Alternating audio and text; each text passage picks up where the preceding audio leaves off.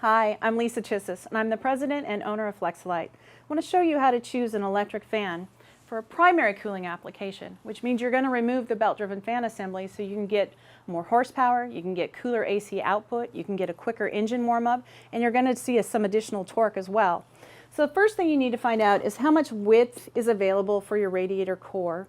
Next, I want to know the height that's available, and then the depth, so whatever is my closest obstruction. So once I've determined what size I can use, I also want to show you the different options that are available for the same diameter fan.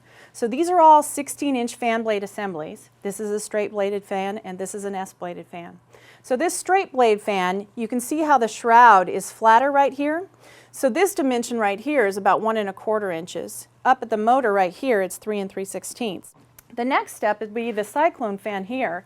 Now this is an S-bladed fan, so it is going to have a little bit quieter fan operation. The other thing that the ring around the fan does is it helps to support the blade in case of mud or rocks that can get up in there for off-road applications. Now this fan moves 2,500 CFM, which is the minimum that we recommend for a V8. The next step is this 180 fan here. So this is a 16-inch fan blade with a shroud combination. You can see how much more core surface we're covering. It's important that you cover at least 70% of your radiator core. Ideally, you're covering 100%. But see, we've pulled the blade assembly away from the surface of the radiator versus what you're doing on the Cyclone here. This is going to move air like a donut. You're going to have a dead spot in the middle. This configuration is going to move airflow through the entire radiator surface. Actually get 40% more BTU output out of this configuration versus that one.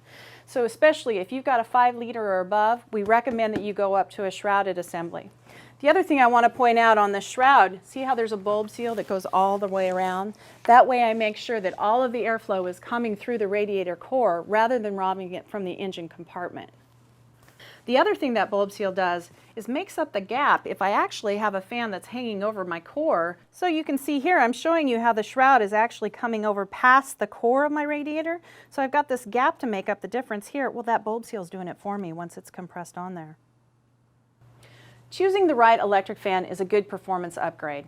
However, we don't recommend you use an electric fan for a 4-core radiator. There's just too much static pressure for it to try to pull through.